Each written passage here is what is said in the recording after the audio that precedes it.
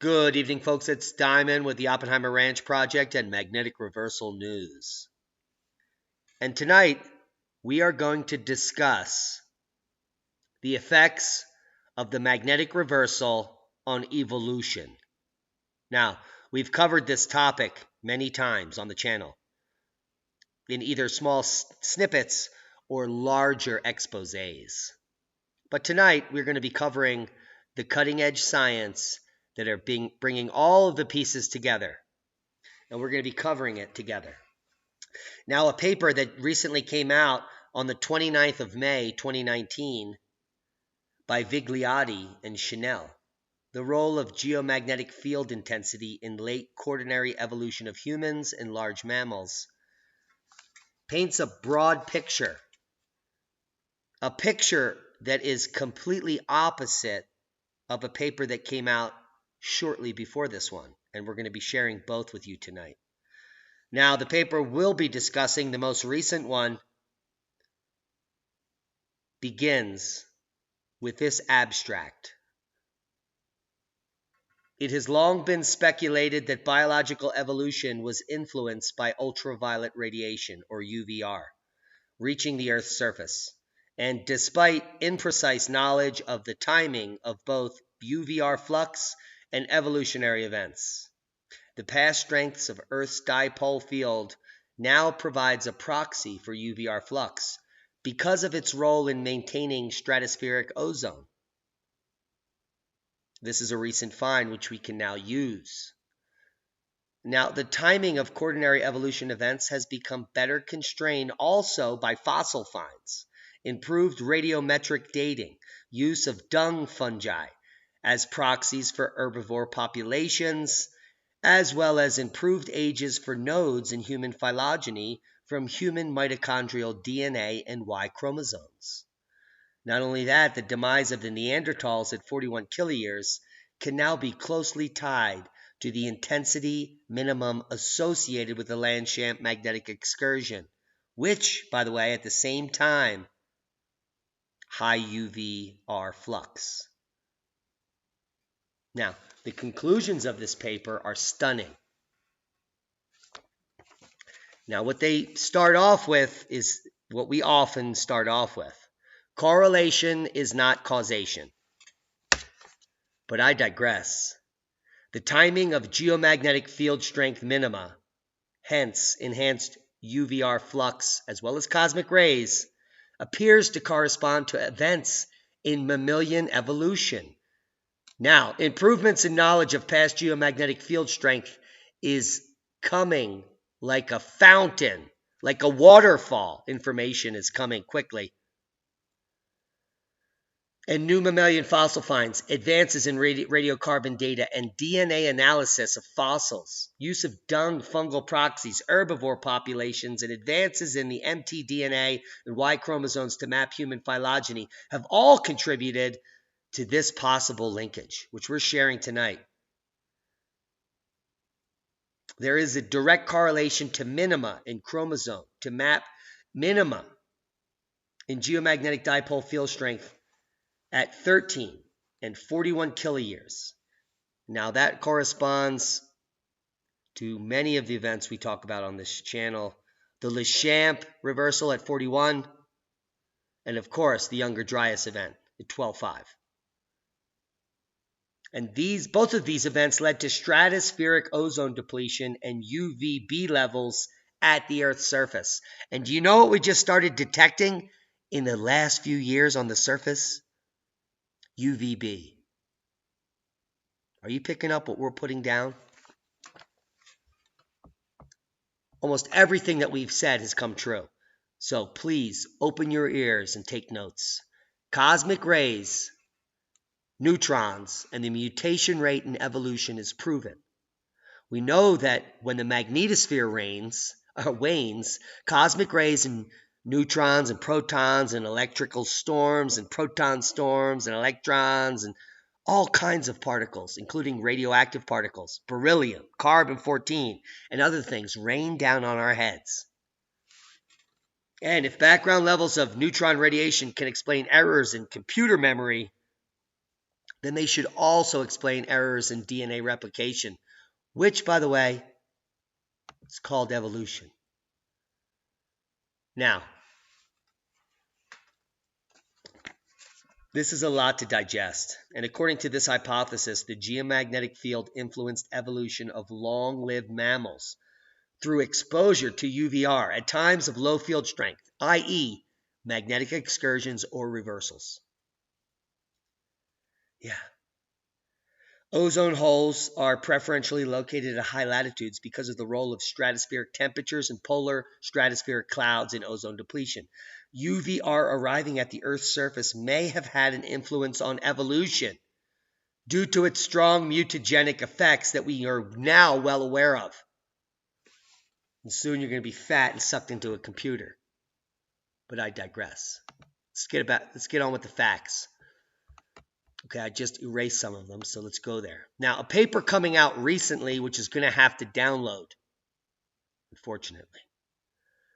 It might take a minute. There it comes. Here she comes.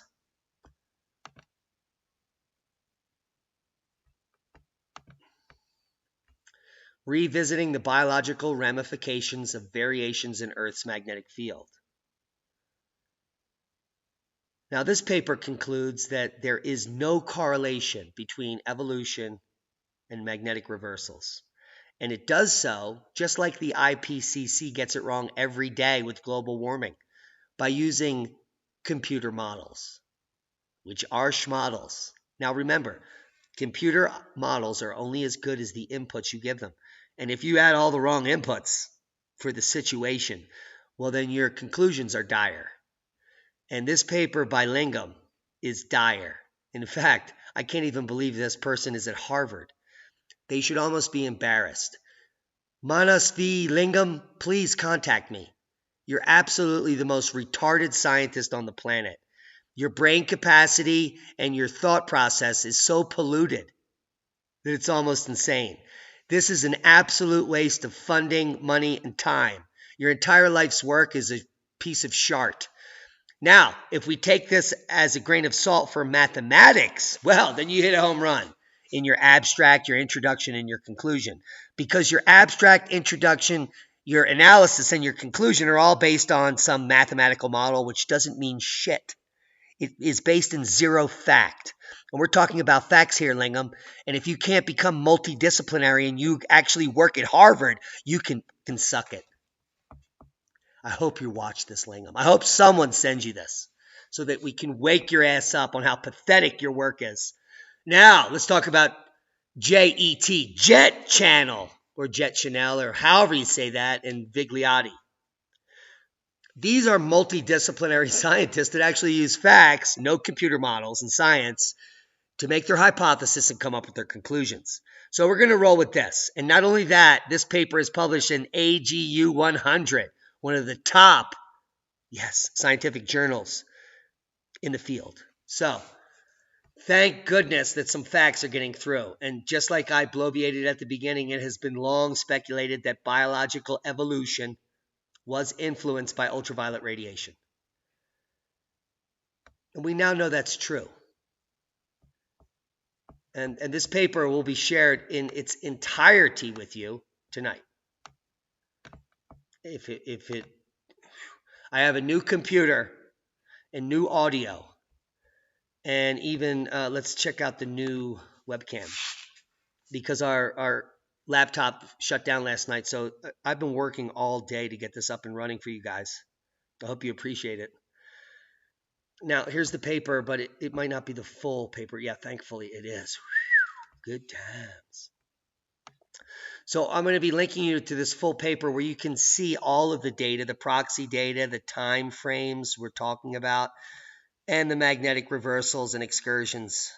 The Blake, all the Blake actual reversals here, the Lechamp, and this time series is not that good. But here we can see the Younger Dryas event clearly, and the perturbations with the second Dryas, the recovery, and take a look at what the magnetic field did here around 6,000 to 8,000 years ago. That was a cold period, by the way. But we see the Mono Lake here and the Lechamp and many other perturbations. So there are many more that we're not even aware of. That's what you should glean from these graphs. Because if you read the words, you probably will get really confused. But you can come down here to the analysis and the conclusion, and you can clearly see the extinction of the Neanderthals occurring at a major flexure point. You can see the mammalian fossils and how they flourished in certain areas and how they changed while the cosmic ray flux increased. And this is basically, this graph you're looking at here is the most amazing science I've ever seen. It basically proves punctuated equilibria, that what we have is species that remain in stasis for thousands of years, and then they are eliminated and replaced by other species. There was no explanation for this. Darwin came up with gradualism and survival of the fittest and all that BS, supported by the church and every other ass tart that ever lived, but certainly not scientists, because as early as the 1970s, we knew this was false. And this is like 50 years later, and thankfully people are picking it up, which means not until 2038 or 39 are we ever going to accept this as reality. That evolution is episodic and periodic and caused by cosmic rays. It's controlled by the Earth system. It's controlled by the solar system dynamics, the double dynamo in the sun, the dynamo in our solar system, and our connection externally through the Birkeland current to our Milky Way galaxy at the center, where there is not a black hole, but there are 7 plasmoids. Now, if you want to know some facts, the facts are that the poles started shifting early in the 1900s. About 1907, they started moving. And here you can see the shift from 1600 to 2015. So from 1600 to about 1907, they remained in a standard area, which is normal for a pole to jiggle around in a standard region. But sometime during 1907, it started rapidly moving. And this is now the pole position over here. Yeah, it's past the North Pole, the rotational pole, and is now rapidly moving towards Siberia in the region of the Ukraine. Now, the South Pole has been doing the same thing and has rapidly run itself off of the coast of Antarctica and is headed towards Australia and Indonesia, where we expect sometime around 2034 for the poles to meet at the equator west of Indonesia based on the current trajectories. If you want to see this video and many more informative videos, please take yourself over to magneticreversal.org, Ben Davidson's site. Give them a thumbs up. Tell them Diamond sent you. And tell them they're doing good work over there. Also tell them that the grand solar minimum also began already. So, get over it. Now let's talk about Joe Nova. Cosmic rays seeded clouds during the last geomagnetic reversal. She's referring to a paper that we recently shared. Winter monsoons became stronger during geomagnetic reversals. And Robert Felix picked up on this release in Science News and as corroborating evidence for his theory that geomagnetic reversals cause ice ages. And I can't agree more. This reveals the impact of cosmic rays on climate, which has been unraveled by Svensmark over the last 30 years. Thank you, Heinrich. Cosmic rays seeded clouds during the last geomagnetic reversal. And what the paper shows is that, 780,000 years ago, when the poles of Earth flipped for 5,000 years, wild years, our magnetic shield was down and evolution occurred. Yes, it did. About a quarter of its normal strength, which allowed more cosmic rays to come streaking through the atmosphere down to the lower part, nucleate clouds in the middle atmosphere. Yeah. And flux your ass. Guys, I hope you got something out of the video. Times are changing. Even the mainstream science environment is picking up what we're saying. And that's because it's the truth. We're way ahead of the curve. If you're not ahead of the curve and you're not planting food, you should start learning how to grow food now. That's your biggest hedge. Because peace of mind is the key to the future. In the past, These events have occurred every 400 years. Geomagnetic reversals at the same time of grand solar minimums, not so much. So what you're looking at is decades of cosmic catastrophe, the likes of which no one has ever seen. Now, they want you to pay more taxes and to be incorporated in their globalist system of control, Agenda 21, Agenda 2030, and so on and so forth. They want you in a smart city. They want to know all of your emotions because they want to control you. Is that what your future looks like? Technology is fleeting. We've had this before, and it's all gone black. Last night, Manhattan went black, and over 100,000 people on the Gulf Coast because of a small storm.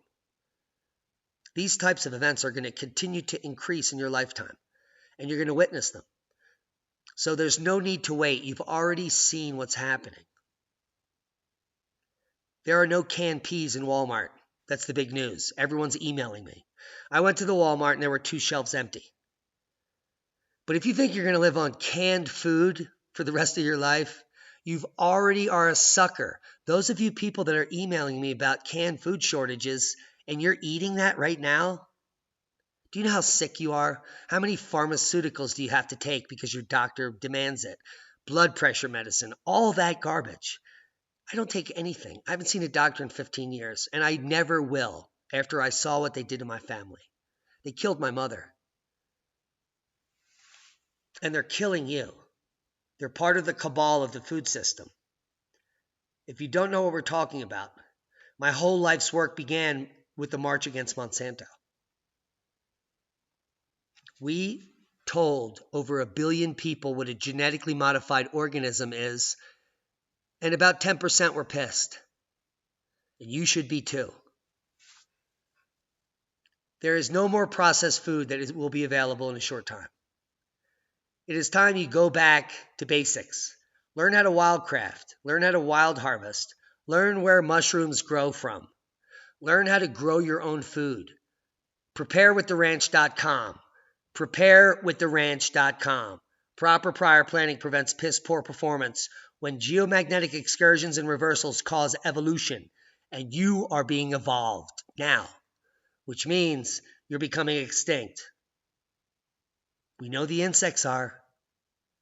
Are you listening? Are you farming? We love you. Be safe.